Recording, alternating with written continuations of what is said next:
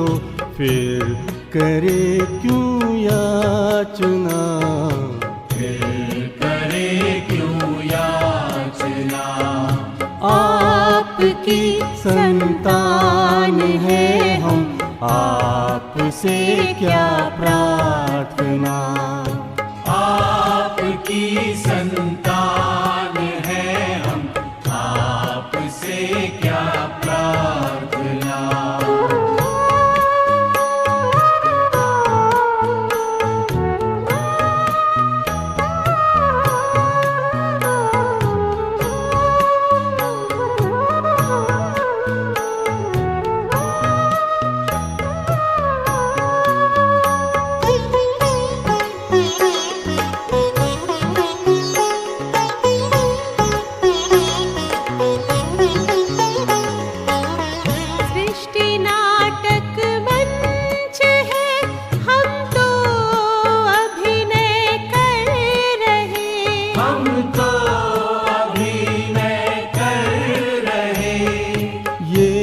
जगत परिवार अपना प्यार से हम भर रहे, प्यार से हम भर रहे।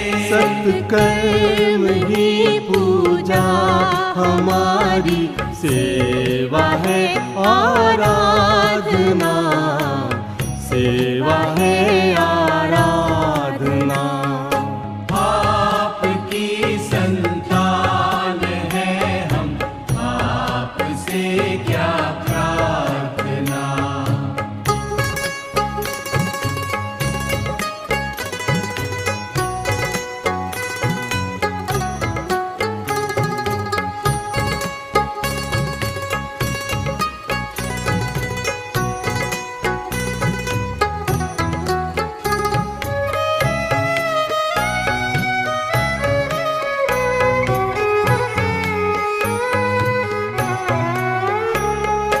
जो हुआ अच्छा हुआ, अच्छा है जो भी हो रहा, अच्छा है जो भी हो रहा।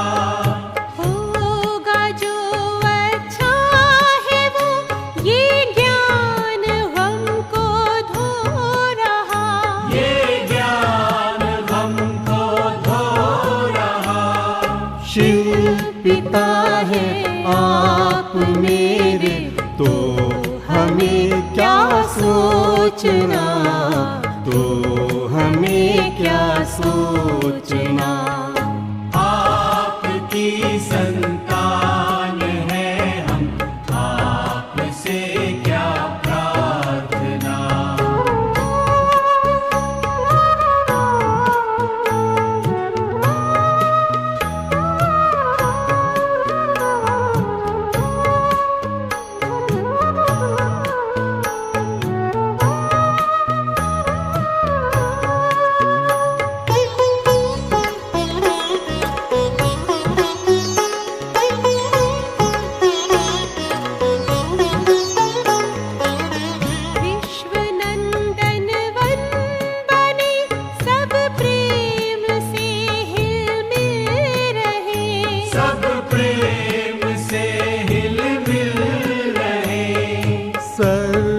का कल्याण हो, सबको सभी अपना कहें, सबको सभी अपना कहें। मन में है सबके लिए शुभ भावना, शुभ कामना, भावना शुभ कामना।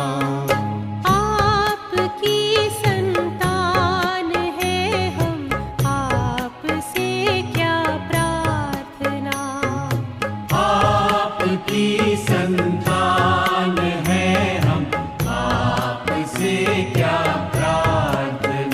मांगे बिना देते हमें तो फिर करे क्यों याचना, फिर करे क्यों याचना। आपकी संतान है हम, आप आपसे क्या प्रार्थना, आपकी संतान है हम, आपसे क्या प्रार्थना। आपकी संतान है हम, आपसे क्या प्रार्थना। आपकी संतान है हम, आपसे क्या प्रार्थना। आपकी संतान है हम, आपसे क्या प्रार्थना।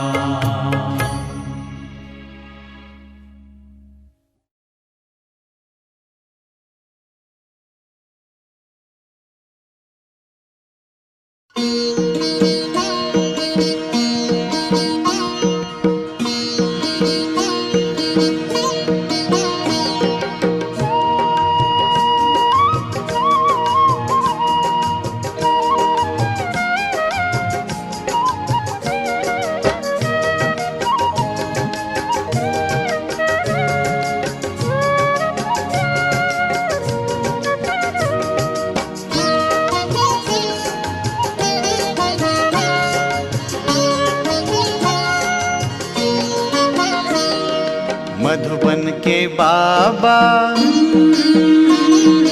मधुबन के बाबा मुरली वाले, आपका क्या कहना, आपका क्या कहना। मधुबन के बाबा मुरली वाले, आपका क्या कहना, आपका क्या कहना। लाखों दिलों के आप उजाले, आपका क्या कहना, आपका क्या कहना। मधुबन के बाबा मुरली वाले, आपका क्या कहना, आपका क्या कहना।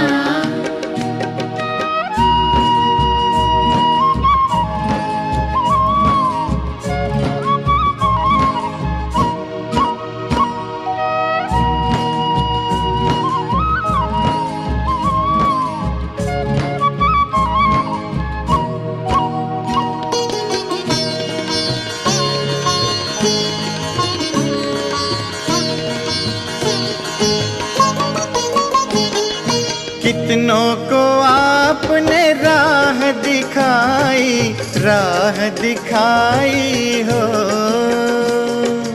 राह दिखाई हो। कितनों की आपने बिगड़ी बनाई, बिगड़ी बनाई हो, बिगड़ी बनाई हो।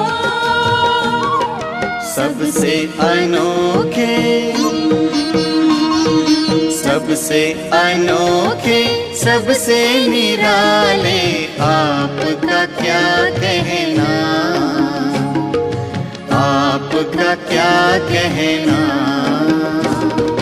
मधुबन के बाबा मुरली वाले, आपका क्या कहना, आपका क्या कहना।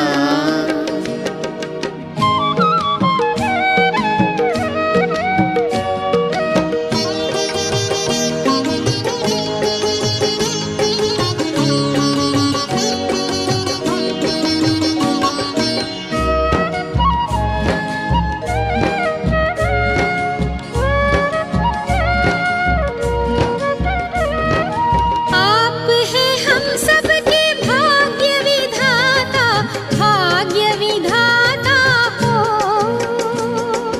भाग्य विधाता हो। आपकी तुलना में कोई न आता, कोई न आता हो, कोई न आता हो। माटी को सोना,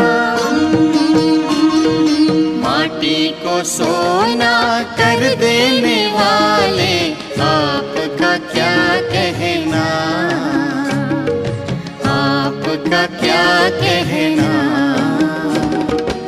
मधुबन के बाबा मुरली वाले, आपका क्या कहना, आपका क्या कहना।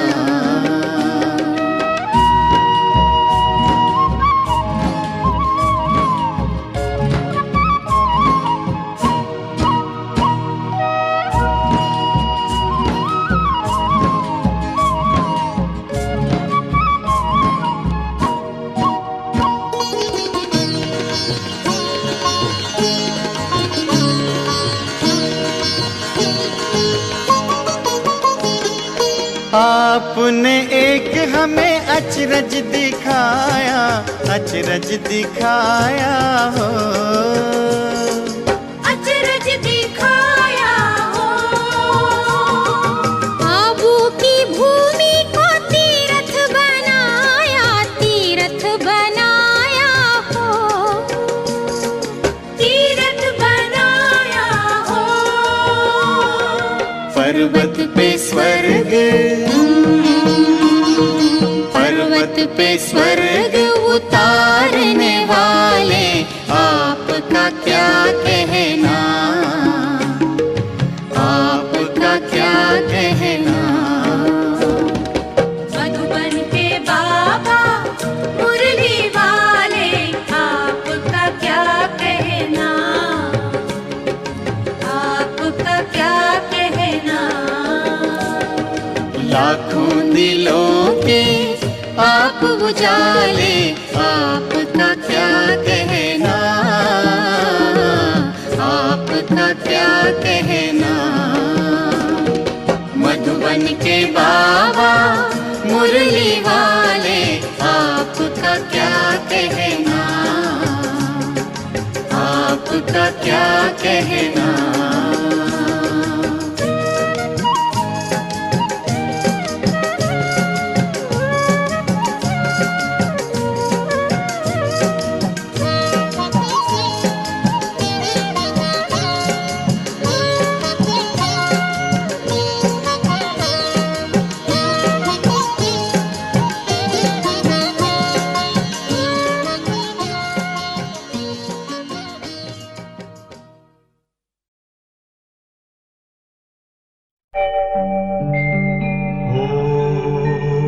शांति शांति, ओम शांति शांति। अंतर मन में ज्योति जगा लो, होगा दूर अंधेरा।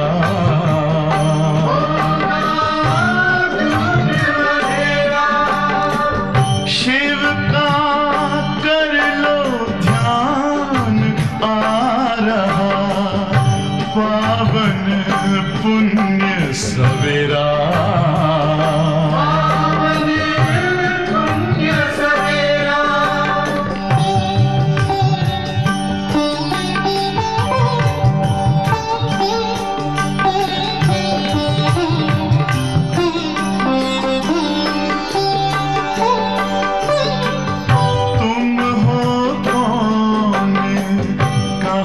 से आए, अपने आप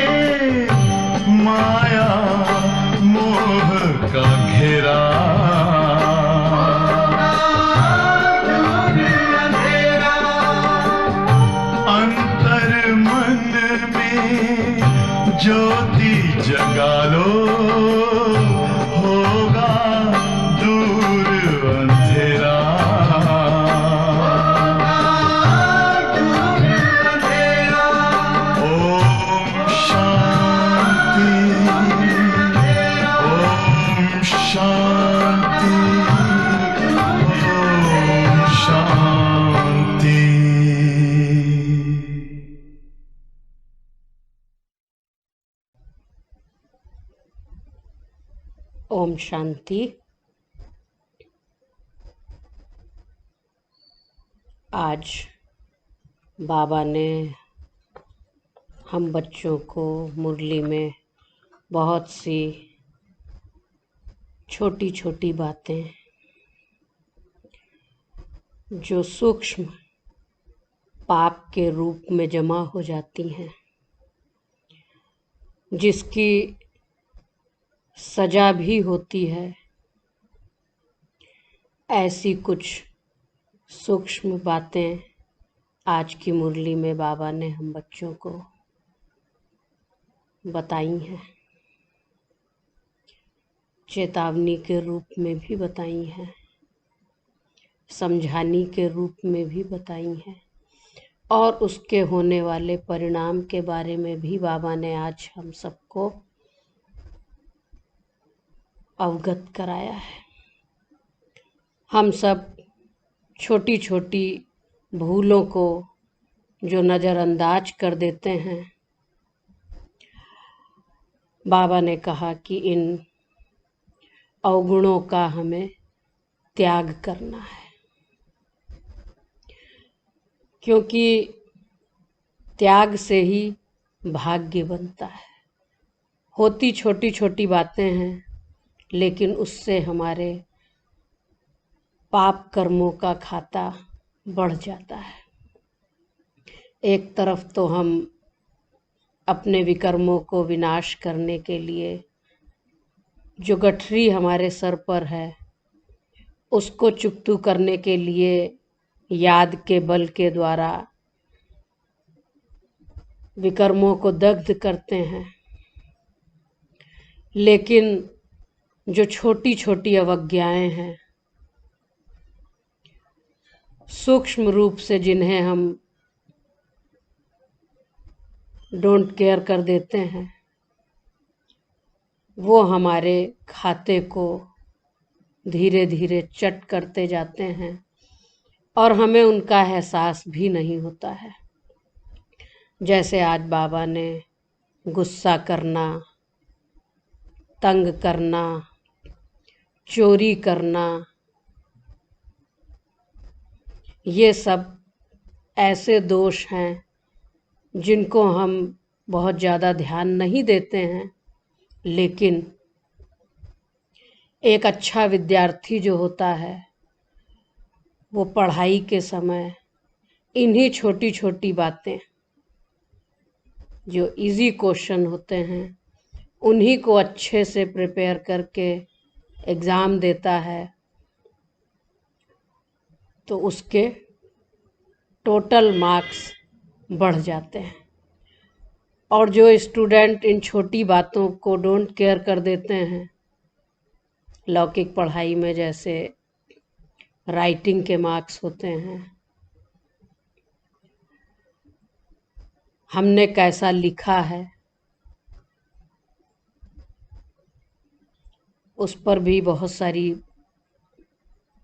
देखने में कैसा है, मार्जिन छोड़ी है या नहीं छोड़ी है, या पूरे पेज पे ही लिख दिया। राइटिंग हमारी साफ है, जो प्रश्न पूछा गया है उसी का हमने एक्यूरेट उत्तर दिया है, या जो नहीं पूछा गया है हमने बहुत सारा लिखा एग्ज़ाम में, लेकिन जो पूछा गया उस प्रश्न का हमने उत्तर ही नहीं लिखा, तो एग्जामिनर मार्क्स देगा? नहीं देगा। तो ऐसे ही आज्ञा पालन, श्रद्धा, भावना, ये सब ऐसी चीज़ें हैं, सहयोग, जिनकी हमारे इन 4 विषयों में तो उसका नाम नहीं है, लेकिन 4 सब्जेक्ट के अंतर्गत ही ये आती हैं। क्योंकि बाबा हम बच्चों को अक्सर कहते हैं कि बच्चे जिससे प्यार होता है उसकी बात को मानना सहज होता है। तो छोटी बात हो या बड़ी बात हो, बाबा की आज्ञा का पालन करना, साकार में जो निमित्त हैं उनके प्रति हमारी क्या भावना है, कहाँ तक हमारा विश्वास है, कहाँ तक हम हर कार्य में सहयोगी बनते हैं। ये सब बातें भी इस आध्यात्म मार्ग में हमें आगे बढ़ाने के निमित्त बनती हैं।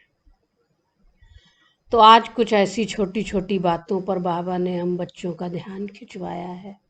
हम सब ध्यान से आज की मुरली सुनेंगे और अपनी स्व की चेकिंग करेंगे और चेकिंग करने के साथ साथ चेंज करेंगे। आज की मुरली 1 अक्टूबर 2020। बाबा ने कहा, मीठे बच्चे, तुम्हें देवता बनना है, इसलिए माया के अवगुणों का त्याग करो। गुस्सा करना, मारना, तंग करना, बुरा काम करना, चोरी चकारी करना, यह सब महापाप हैं। आज का प्रश्न है, इस ज्ञान में कौन से बच्चे तीखे जा सकते हैं? घाटा किन्हें पड़ता है? दोनों बातें हैं। कौन से बच्चे तीखे जा सकते हैं और घाटा किन्हें पड़ता है? उत्तर है, जिन्हें अपना पोता मेल रखना आता है वह इस ज्ञान में बहुत तीखे जा सकते हैं। घाटा उनको पड़ता है जो देही अभिमानी नहीं रहते हैं,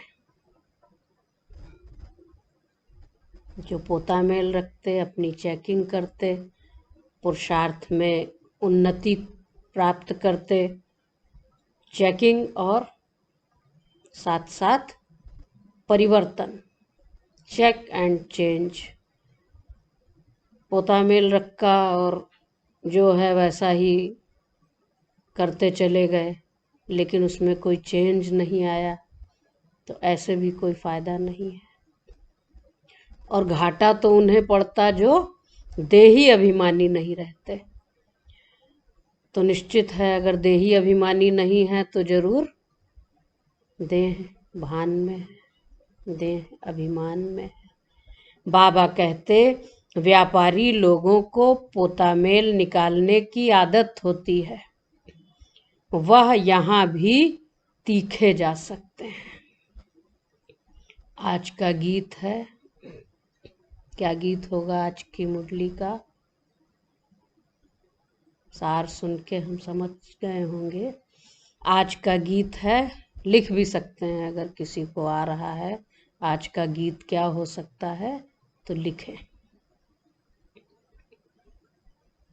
आज का गीत है, मुखड़ा देख ले प्राणी। ओम शांति। रूहानी पाठधारी बच्चों प्रति बाप समझाते हैं, क्योंकि रूह ही पार्ट बजा रही है बेहद के नाटक में। है तो मनुष्यों का ना।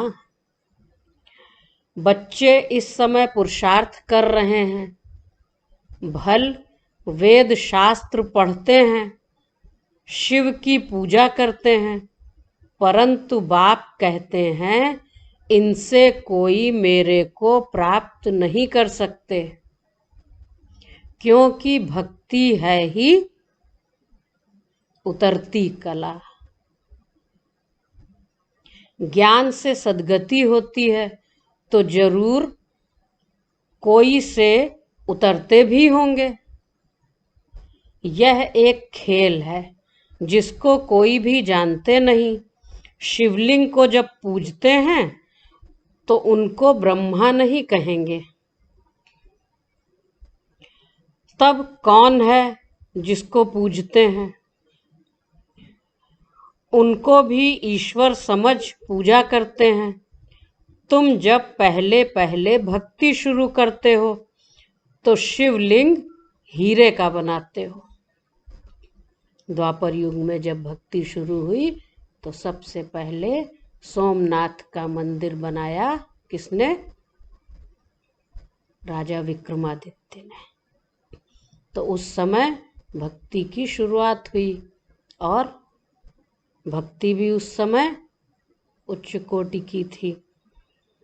तो कहा कि पहले पहले जब भक्ति शुरू की तो शिवलिंग हीरे का बनाते हो, अभी तो गरीब बन गए हैं तो पत्थर का बनाते हैं।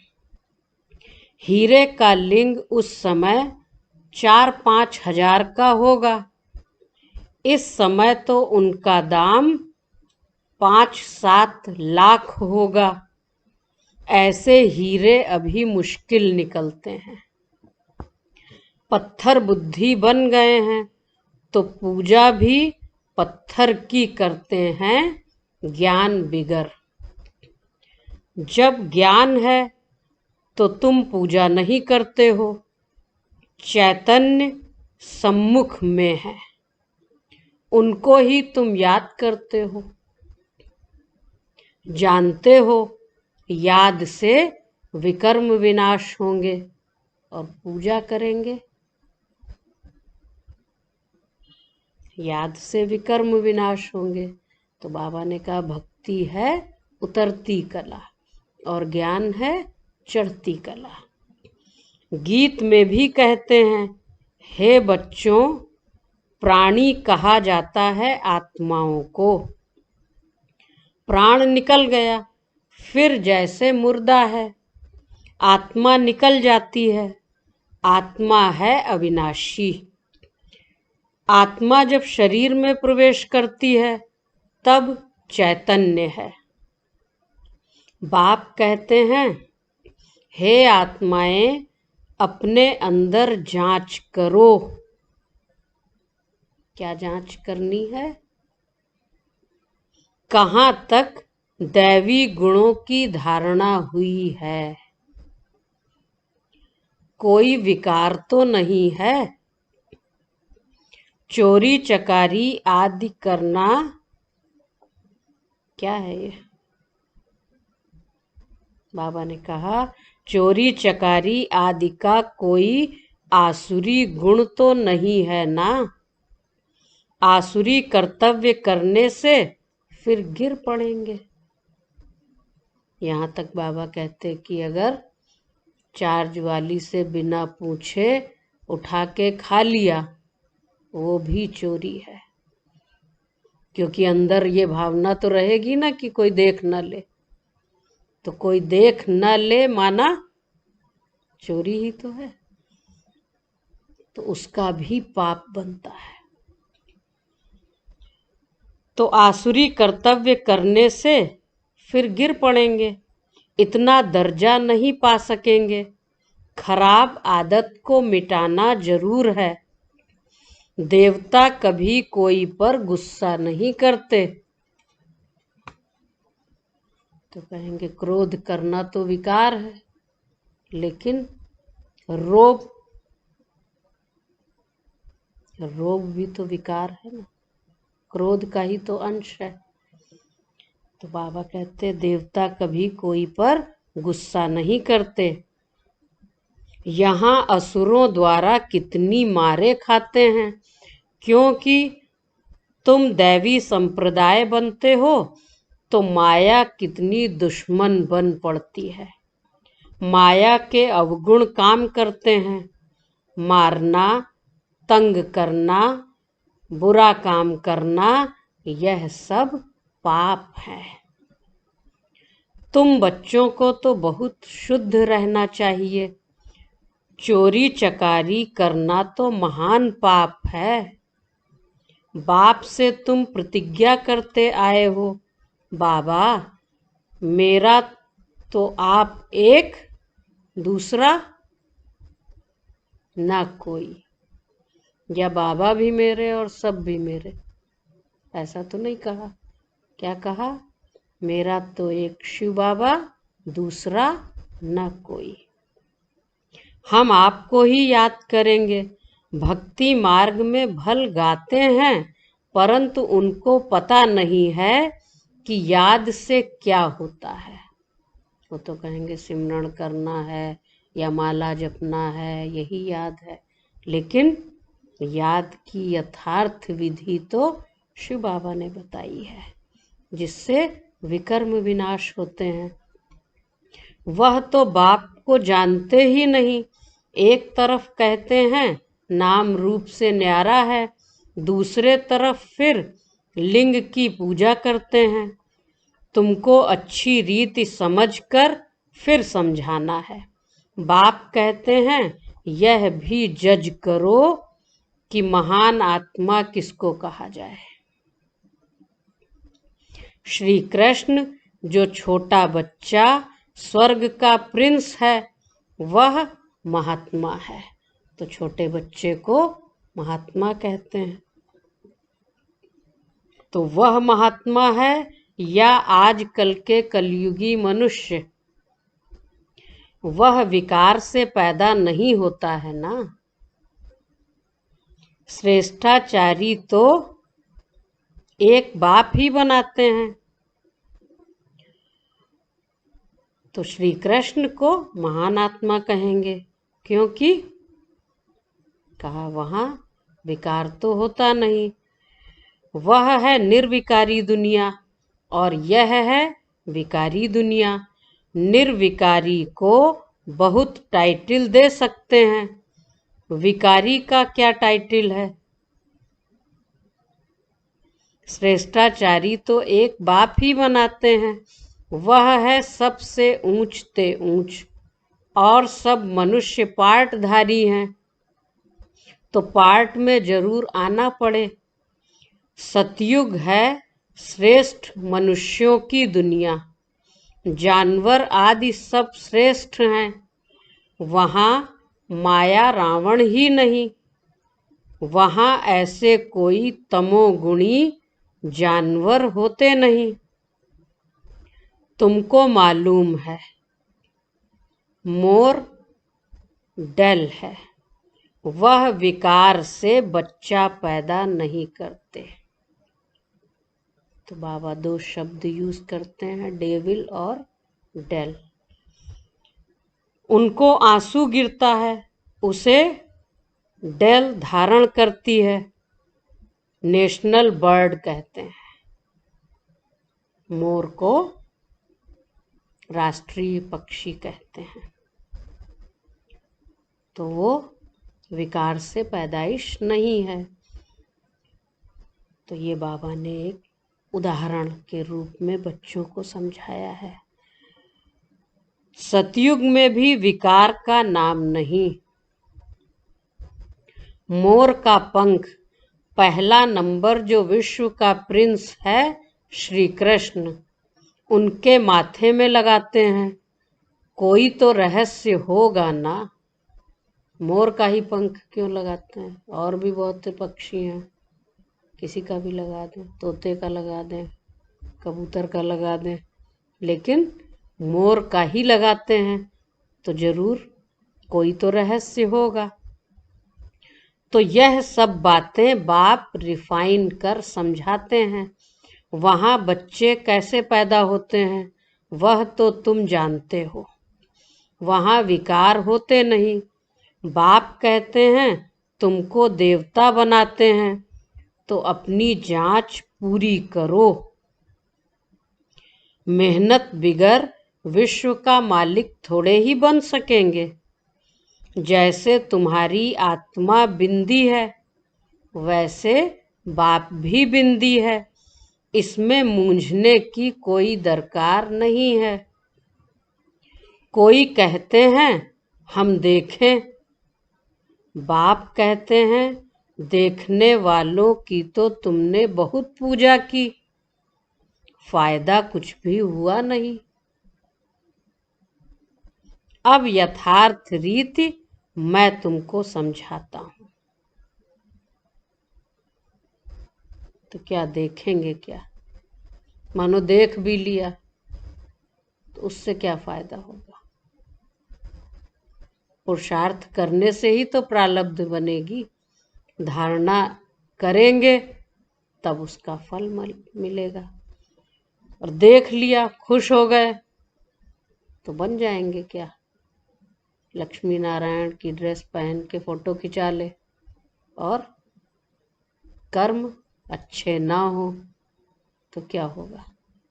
क्या बन जाएंगे? बनेंगे तो नहीं। बनेंगे तो तभी जब पढ़ाई करेंगे।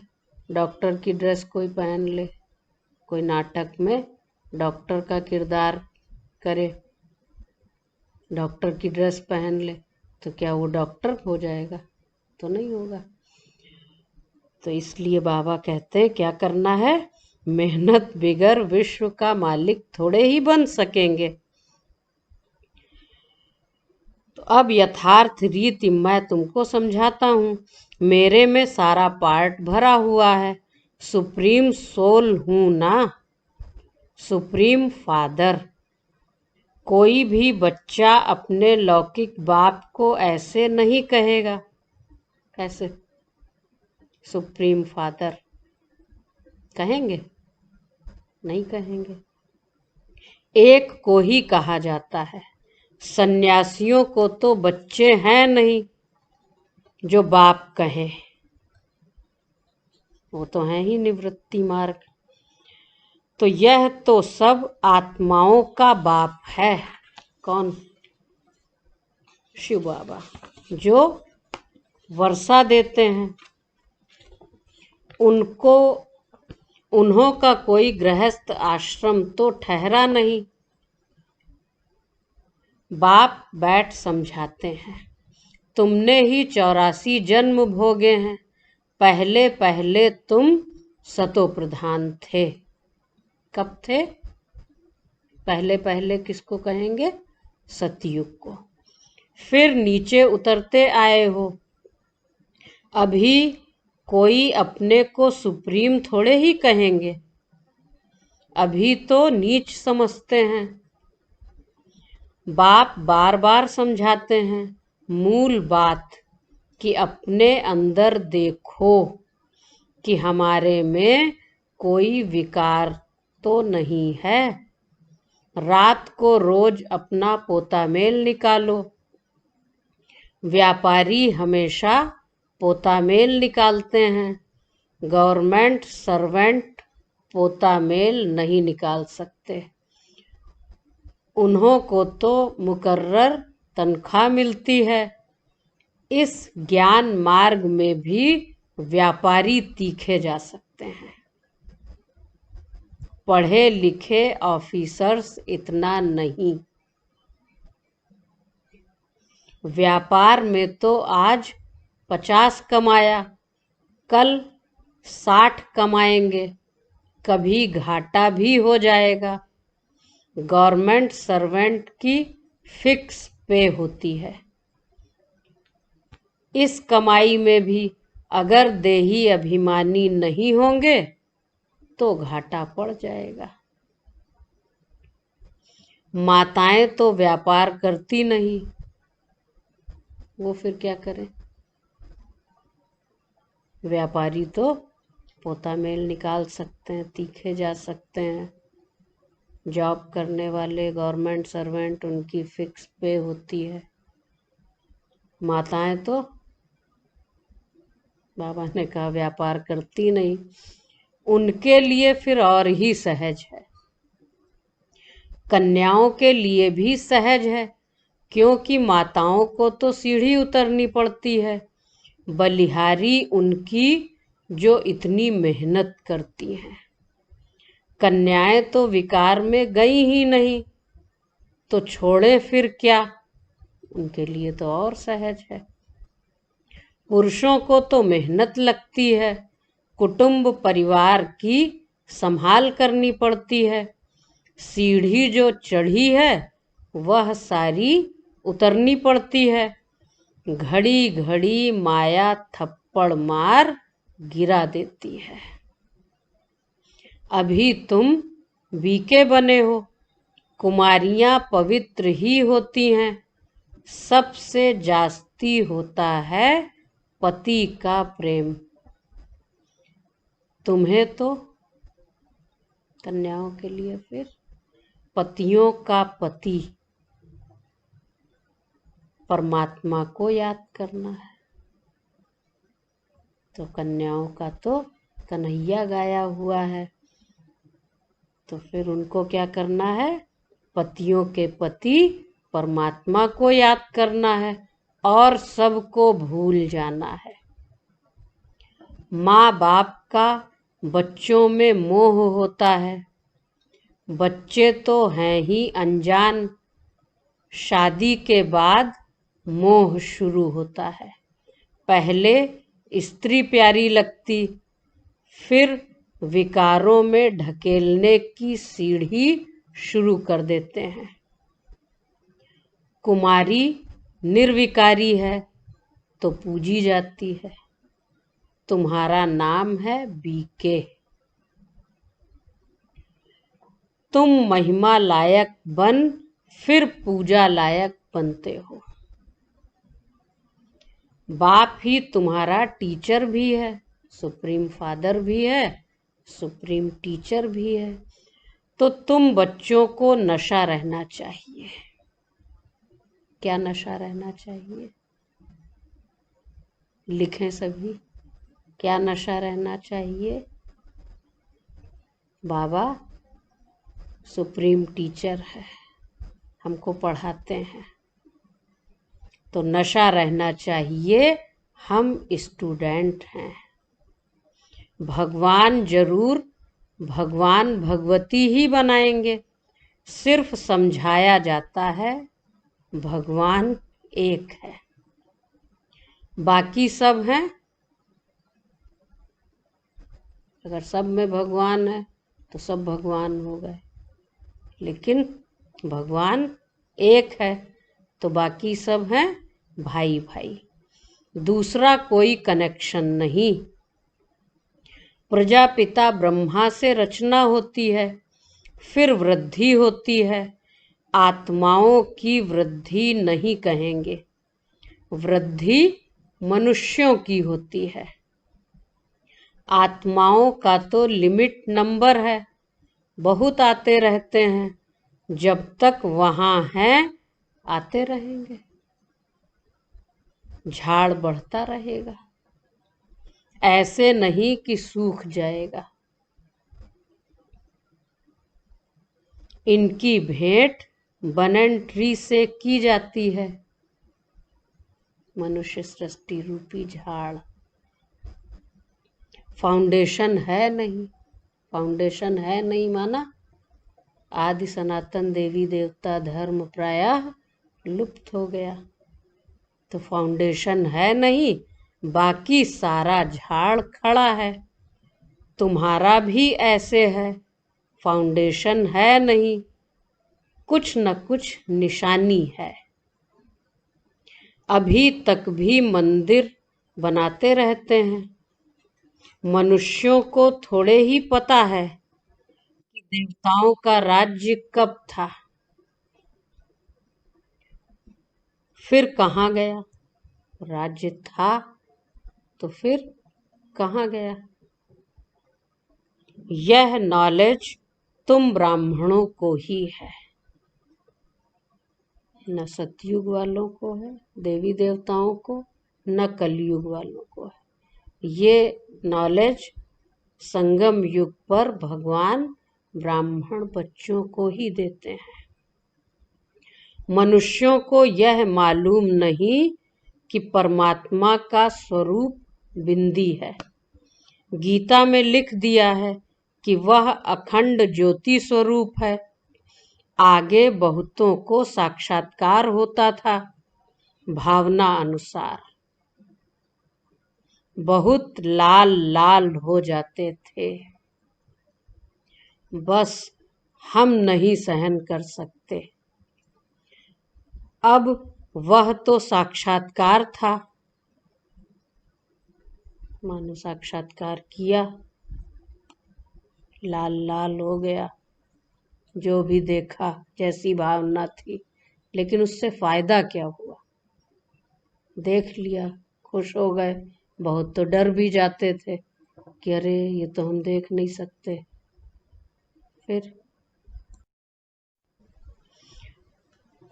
तो बाप कहते हैं साक्षात्कार से कोई कल्याण नहीं।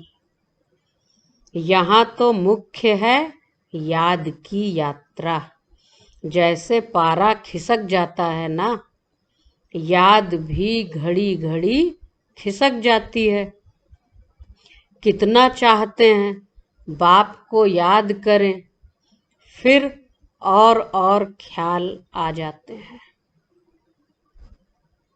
बैठेंगे तो अच्छे से कि बाबा को याद करें, लेकिन फिर और ख्यालात आने लगेंगे। इसमें ही तुम्हारी रेस है। ऐसे नहीं कि फट से पाप मिट जाएंगे, समय लगता है। याद भी तो इतनी पावरफुल होनी चाहिए ना। कर्मातीत अवस्था हो जाए तो फिर यह शरीर ही न रहे।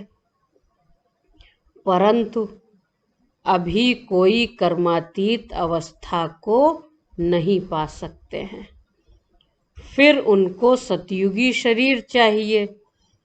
तो अब तुम बच्चों को बाप को ही याद करना है। अपने को देखते रहो।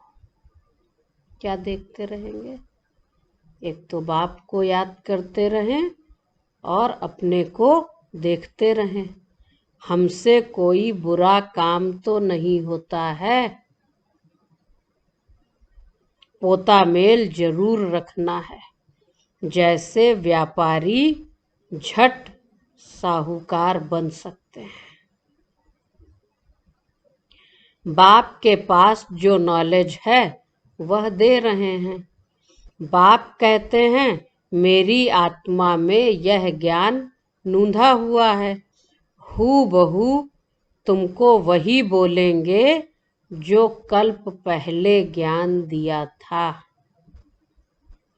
बच्चों को ही समझाएंगे, और क्या जाने। तुम इस सृष्टि चक्र को जानते हो। इसमें सब एक्टर्स का पार्ट नूंधा हुआ है, बदल सदल नहीं सकता। न कोई छुटकारा पा सकता, न एक्टर अदली बदली हो सकते और न ही कोई छूट सकता है। हाँ, बाकी समय मुक्ति मिलती है। तुम तो ऑलराउंड हो, 84 जन्म लेते हो। बाकी सब अपने घर में होंगे, फिर पिछाड़ी में आएंगे, लेकिन छूट कोई नहीं सकता कि जन्म मृत्यु के चक्र से छूट ही जाए, ऐसा नहीं हो सकता। हाँ, ये है कि वो ज्यादा समय शांति धाम में रहेगी आत्मा। मोक्ष चाहने वाले यहाँ आएंगे नहीं, वह फिर पिछाड़ी में चले जाएंगे। ज्ञान कभी सुनेंगे नहीं। मच्छरों सदृश आए और गए। तुम तो ड्रामा अनुसार पढ़ते हो, जानते हो। बाबा ने 5000 वर्ष पहले भी ऐसे ही राजयोग सिखाया था। तुम फिर औरों को समझाते हो कि शिव बाबा ऐसे कहते हैं। अभी तुम जानते हो हम कितने ऊंच थे, अब कितने नीच बने हैं। कहाँ सतयुगी देवी देवता और कहाँ अभी की स्थिति। फिर बाप ऊंच बनाते हैं, तो ऐसे पुरुषार्थ करना चाहिए ना। यहाँ तुम आते हो रिफ्रेश होने। इसका नाम ही पड़ा है मधुबन। तुम्हारे कलकत्ता व बॉम्बे में थोड़े ही मुरली चलाते हैं, मधुबन में ही मुरली बाजे। कहते भी हैं मधुबन के बाबा मुरली वाले। तो बाबा की मुरली तो मधुबन में ही बजती है। मुरली सुनने के लिए बाप के पास आना होगा रिफ्रेश होने। नई नई पॉइंट्स निकलती रहती हैं। सम्मुख सुनने में तो फील करते हो, बहुत फर्क रहता है। आगे चल बहुत पार्ट देखेंगे। बहुत सारी चीजें सीन सामने आएंगी।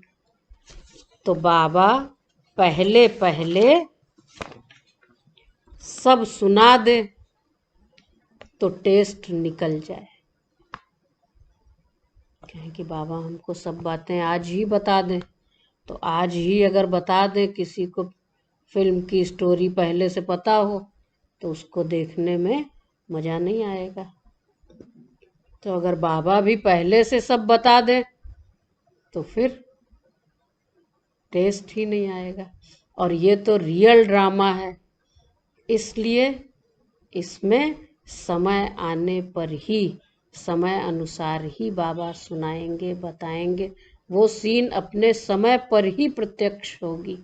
अगर बाबा ने कहा पहले से बता दें, सुना दें, तो टेस्ट निकल जाए। आहिस्ते आहिस्ते इमर्ज होता जाता है। एक सेकंड न मिले दूसरे से। कितनी अच्छी बात है। और ये बात कोई जानते ही नहीं सिवाय बच्चों के। बाप आए हैं रूहानी सेवा करने, तो बच्चों का भी फर्ज है। क्या फर्ज है बच्चों का? बाप आए हैं रूहानी सेवा करने, तो बच्चों का क्या फर्ज है? बच्चों का भी फर्ज है रूहानी सेवा करना। कम से कम यह तो बताओ, बाप को याद करो और पवित्र बनो। पवित्रता में ही फेल होते हैं, क्योंकि याद नहीं करते हैं। ताकत ही नहीं आत्मा में, योग का बल ही नहीं, तो धारणा भी नहीं कर पाते। तो धारणा कब होगी? जब याद का बल होगा, जब आत्मा में जो रहे हुए विकर्म हैं वो धीरे धीरे आत्मा हल्की होती जाए, विकर्म विनाश होते जाएं, तो धारणा करना भी उसको थोड़ा सहज लगे। नहीं तो इसीलिए ज्ञान, योग, धारणा, सेवा 4 सब्जेक्ट है ना। ज्ञान तो इजी है, सुनना भी सुनाना भी। योग में कच्चे हो जाते हैं, क्योंकि योग में बुद्धि भागती है।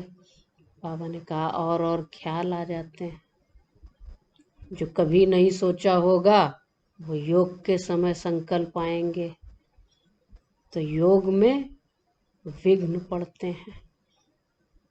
फिर धारणा भी नहीं कर सकते, और धारणा नहीं तो यथार्थ सेवा भी नहीं। भल देह अभिमान में किसी को ज्ञान सुना भी दिया, लेकिन उसका प्रभाव नहीं पड़ेगा। तो बाबा ने कहा पवित्रता में ही फेल होते हैं, क्योंकि याद नहीं करते हैं। तुम बच्चों को बहुत खुशी होनी चाहिए। हम बेहद के बाप के सम्मुख बैठे हैं, जिसको कोई भी नहीं जानते हैं, जिसको लोग दूर दूर कहते हैं, उनसे तो हम मिल ही नहीं सकते। हजारों सूर्यों से तेजोमय है। वो हमारा पिता है, शिक्षक है, सतगुरु है। हम बच्चों को बैठकर रोज पढ़ाते हैं, समझाते हैं, मीठी मीठी रूह-रिहान करते हैं। हम बच्चों की देख रेख करते हैं। हम बच्चों को युक्तियाँ बताते हैं, विधि बताते हैं कि बच्चे ऐसे ऐसे पुरुषार्थ करो तो पास हो जाएंगे। तो बच्चों को बहुत खुशी होनी चाहिए। हम बेहद के बाप के सम्मुख बैठे हैं, जिसको कोई भी नहीं जानते हैं। ज्ञान का सागर वह शिव बाबा ही है। देहधारी से बुद्धि योग निकाल देना चाहिए। क्या करेंगे? देहधारी से बुद्धि योग निकाल देना चाहिए। शिव बाबा का यह रथ है। कौन? ब्रह्मा।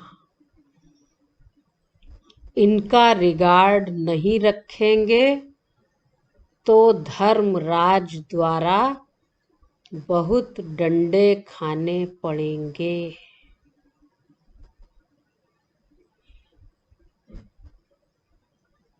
बाबा ने कहा देहधारी से बुद्धि योग निकाल देना चाहिए। फिर क्या कहा? शिव बाबा का यह रथ है, इनको बाबा ने निमित्त बनाया है। इनका रिगार्ड नहीं रखेंगे तो धर्मराज द्वारा बहुत डंडे खाने पड़ेंगे। बड़ों का रिगार्ड तो रखना है ना। आदि देव का कितना रिगार्ड रखते हैं। जड़ चित्र का इतना रिगार्ड है तो चैतन्य का कितना रखना चाहिए? या कहेंगे बाबा तो हमारे ही जैसे हैं, जैसे हम पढ़ रहे हैं वैसे ही ब्रह्मा बाबा भी पढ़ रहे हैं। बड़े जो हैं निमित्त हैं वो भी तो पढ़ ही रहे हैं। बाबा तो यही कहते हैं कि तुम सब स्टूडेंट हो। लेकिन बड़ों का रिगार्ड रखना ये भी क्या है? मार्क्स लेना है, दुआएं इकट्ठी करना है। देह अभिमान का त्याग करना, इससे भी हमारे नंबर जुड़ते हैं। अच्छा, मीठे मीठे सिकी लधे बच्चों प्रति मात पिता बाप दादा का याद प्यार और गुड मॉर्निंग। रूहानी बाप की रूहानी बच्चों को नमस्ते। तो हम रूहानी बच्चों की रूहानी बाप दादा को याद प्यार, गुड मॉर्निंग और नमस्ते। शुक्रिया बाबा, शुक्रिया बाबा, शुक्रिया बाबा। धारणा के लिए मुख्य सार क्या होगा? आज का मुख्य सार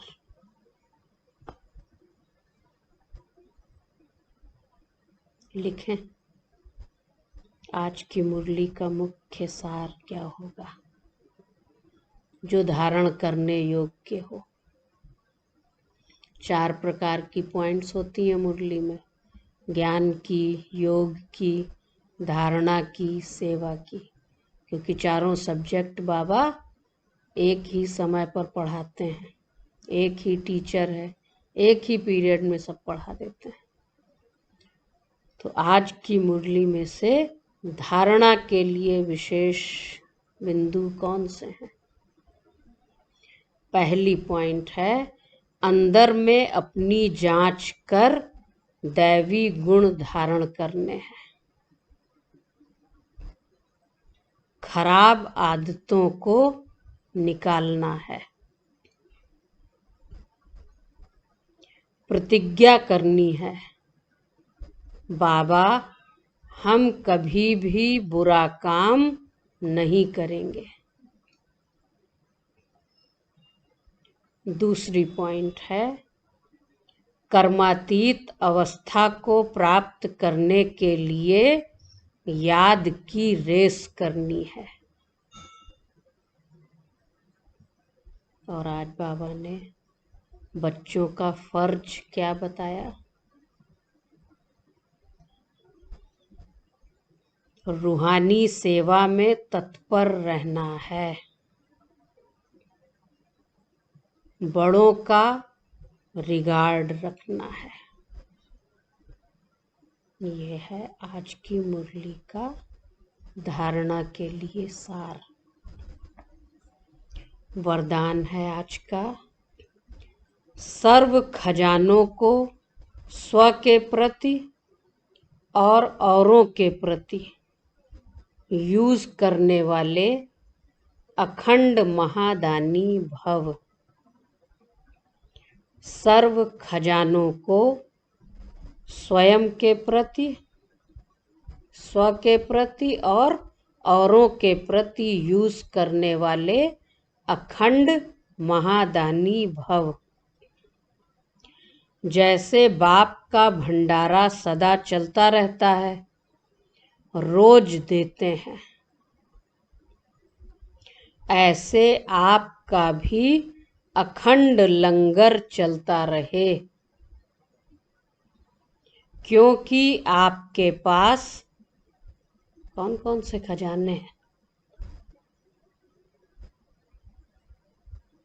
जो भंडारा चलता ही रहे, लंगर चलता ही रहे, जो आए उसको देते ही रहे, देते ही रहे। तो आपके पास ज्ञान का, शक्तियों का, खुशियों का भरपूर भंडारा है। इसे साथ में रखने व यूज करने में कोई भी खतरा नहीं है। ये भंडारा हमेशा साथ में लेके चल सकते हैं। ये खजाना है, कोई लूट नहीं सकता इसको, कोई खतरा भी नहीं है। यह भंडारा खुला होगा तो चोर नहीं आएगा। चोर तो तभी आता है जब कोई चीज खुली है, तो कहेंगे तो ऐसे ही कोई चीज होगी इसीलिए खुली है। अगर वैल्यूबल होती तो इसमें तो ताला लगा होता। अगर खुला है तो चोर आएगा नहीं,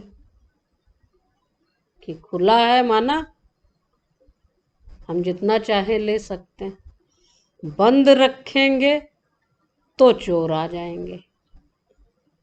इसलिए रोज अपने मिले हुए खजानों को देखो कि खजाना भरपूर है या अपने ही भर का नहीं, हमारे लिए कम है तो देंगे क्या। जिसका भंडारा भरपूर होता है तो वो खुले हाथों से दान करता है, लेकिन जिसका खुद का भंडारा ही पर्याप्त न हो तो वो दूसरों को क्या देगा। तो क्या करना है? इसलिए रोज अपने मिले हुए खजानों को देखो और स्व के प्रति और औरों के प्रति यूज करो, तो अखंड महादानी बन जाएंगे। अपने लिए भी यूज करना है, दूसरों को भी देना है, दोनों काम करना है। कंजूस नहीं बनना है कि ना अपने लिए यूज कर रहे हैं ना ही दूसरों को दे रहे हैं। तो अगर अपने लिए भी यूज करें, स्व के प्रति भी और औरों के प्रति भी, तो अखंड महादानी बन जाएंगे। माना लंगर चलता रहेगा, खुटेगा नहीं, भंडारा भरपूर है। आज का स्लोगन, सुने हुए को मनन करो। मनन करने से ही शक्तिशाली बनेंगे। भोजन कर लिया और उसको मनन नहीं किया, मंथन नहीं किया, उगारा नहीं, तो वो क्या होगा? हजम नहीं होगा। और जब हजम नहीं होगा तो क्या हो जाएगा? बदहाजमा हो जाएगा। तो हजम कब होगा? कोई भी पौष्टिक आहार लेते हैं और शरीर के अंग कमज़ोर हैं, उसको पचा नहीं सकते, तो क्या होगा? अजीर्ण हो जाएगा। ऐसे ही बाबा हम बच्चों को इतना शक्तिशाली भोजन खिलाते रूह को, और अगर रूह में, आत्मा में ताकत नहीं है मनन करने की, उसको हजम करने की क्षमता नहीं है, तो क्या होगा? ज्ञान को मुख से बोलेंगे, लेकिन शक्ति के रूप में उसे प्रयोग नहीं कर पाएंगे। इसलिए बाबा ने कहा, सुने हुए को मनन करो, मनन करने से ही शक्तिशाली बनेंगे, और जब शक्तिशाली बनेंगे तो फिर उसे हम दूसरों के प्रति भी यूज कर सकते हैं। तो आज बाबा ने हम सबको बहुत अच्छी सूक्ष्म सावधानियां दी हैं। बाबा ने कहा, धर्मराजपुरी की सजाओं से बचना है। ये धर्मराजपुरी भी क्या है? तो आज बाबा ने जैसा कहा कि मुरली का अध्ययन करें, जो सुना है उसको मनन करें, तो वास्तव में क्या करना चाहिए? सजा किन आत्माओं को मिलती है? सजा का रूप भी किनके लिए बड़ा हो जाता है? जैसे बाबा अक्सर बच्चों को कहते हैं कि ब्राह्मणों के लिए सजा जास्ती है, तो उन आत्माओं को जास्ती सजा मिलेगी जिन्होंने संगम युग पर निराकार बाप ने जिन्हें साकार रूप में पढ़ाया, शिक्षाएं दी, और उन्होंने कहना नहीं माना, आज्ञा पर नहीं चले।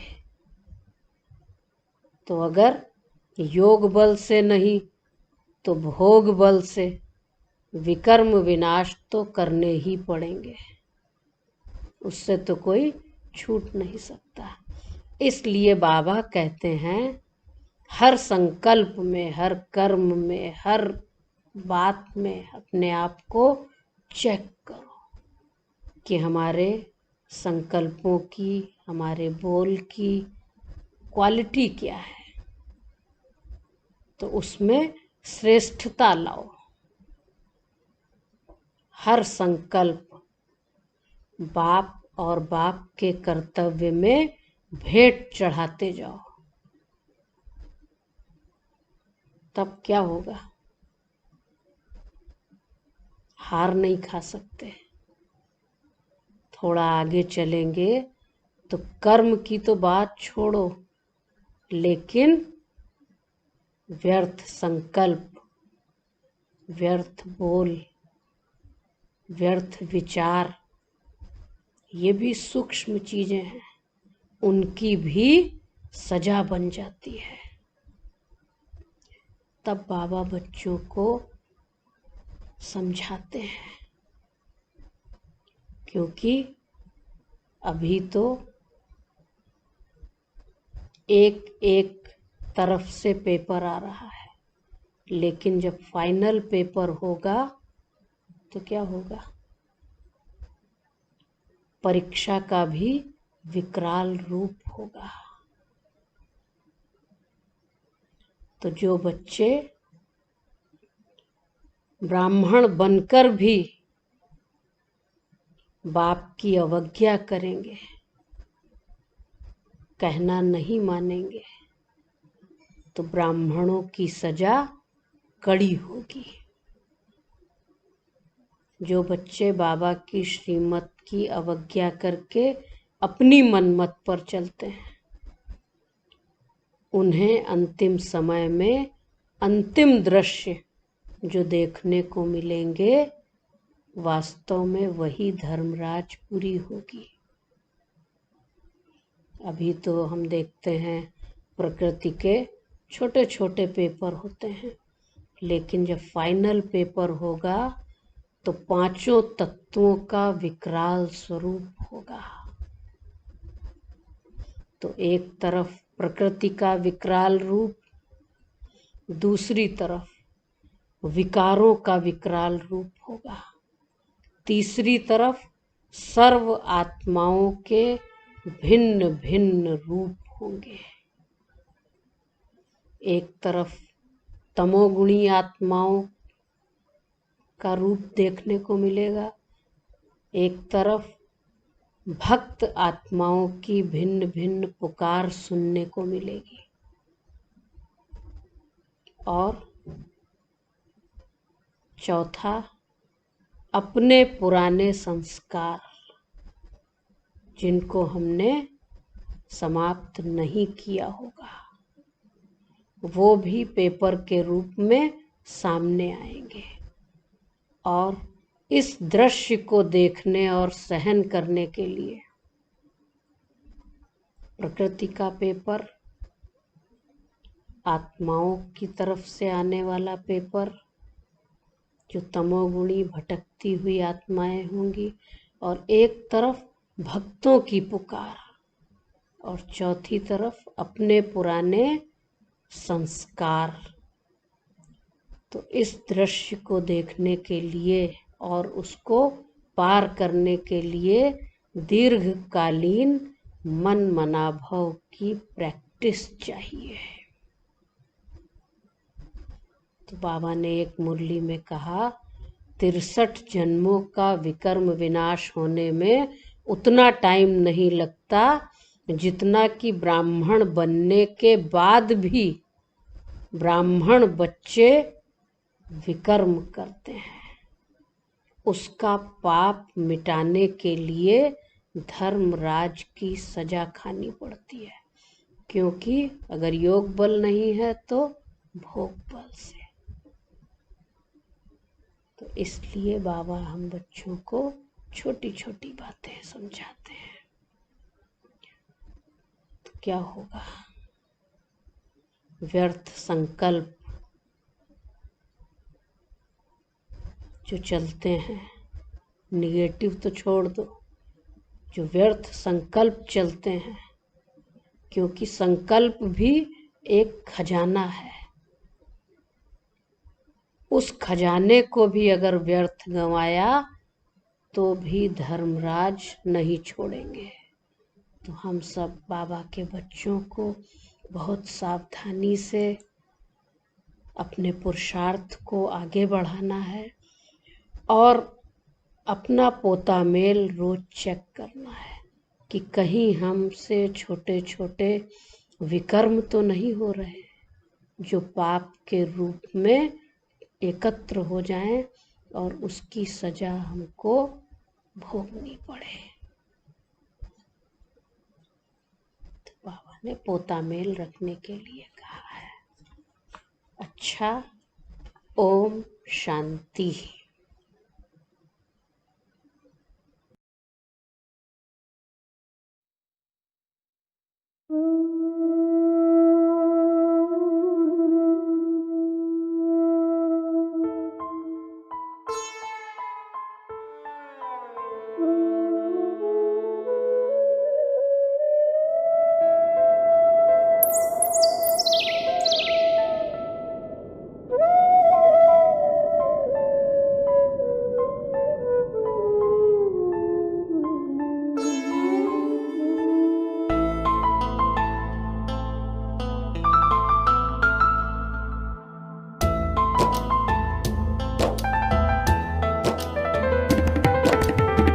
मन पंछी उड़ो आतम वतन में,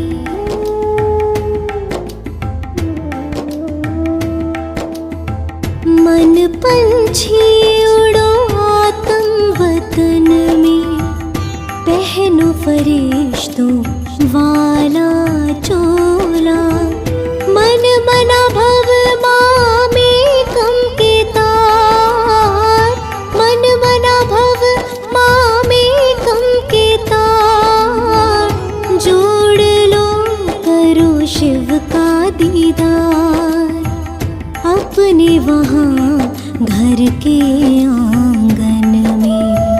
मन पंछी उड़ो आतम वतन में।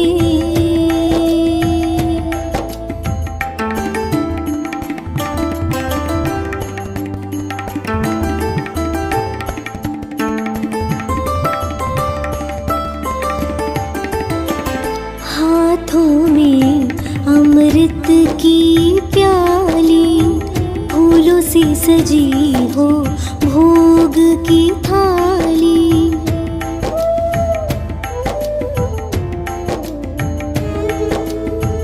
हाथों में अमृत की प्याली, फूलों से सजी हो भोग की थाली।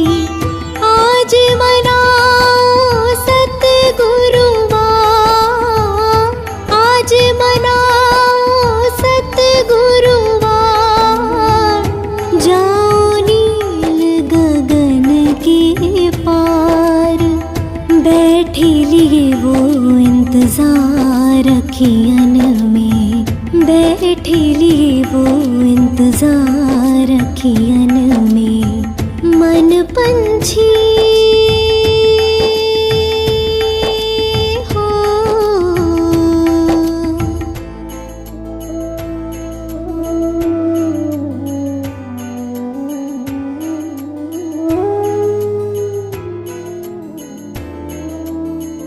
ब्रह्मा तन में शिव जी पधारे, सोए भाग जगाए हमारे।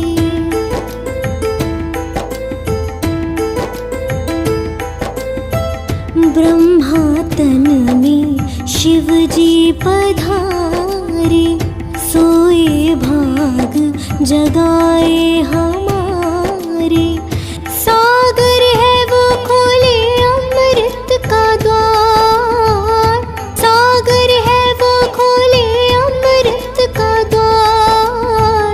भर लाना वो सागर अपार, झपके न पलके उस क्षण मिलन में।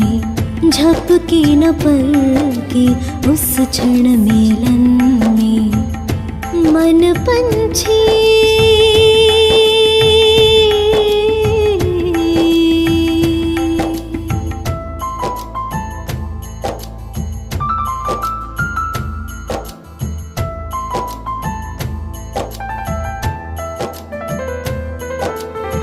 ले जाओ तुम यादें हमारी, कहना महक रही फुलवारी।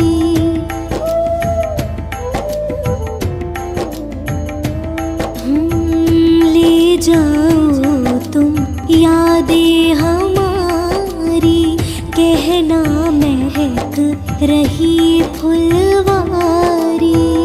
बैठे हैं हम पलके बिछाए, बैठे हैं हम पलके बिछाए। दिल में रूहानी प्यार समाए, संगम के सुहाने सफर में। संगम के सुहाने सफर में। मन पंछी उड़ो आतम वतन में। मन पंछी उड़ो आतम वतन में।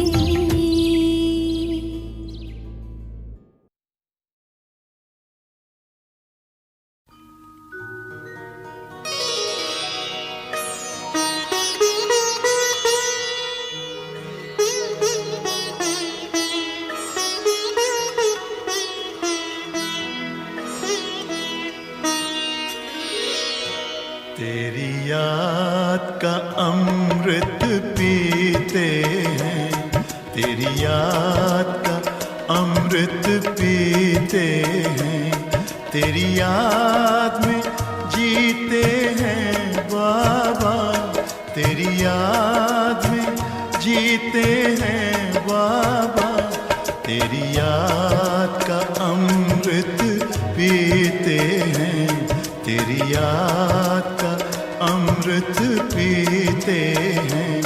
रहे याद सदा ही साथ तेरी, रहे याद सदा ही साथ तेरी। बस और न हम कुछ चाहेंगे, बस और न हम कुछ चाहेंगे। तेरी याद का अमृत पीते हैं, तेरी याद का अमृत पीते हैं।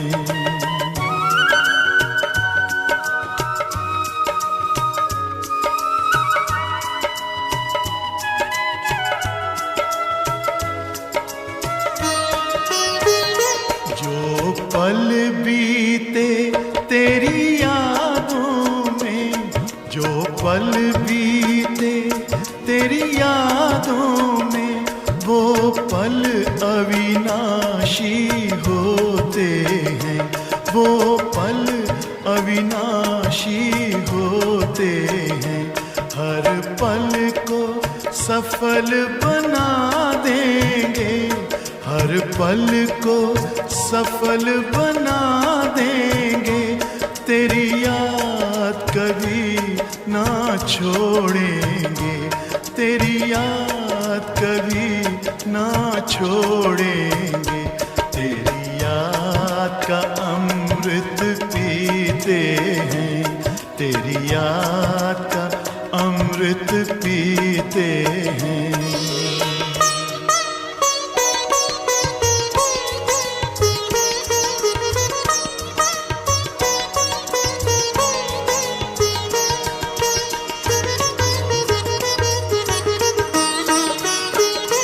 यूं ही आप रहो संग संग बाबा, यूं ही आप रहो संग संग बाबा।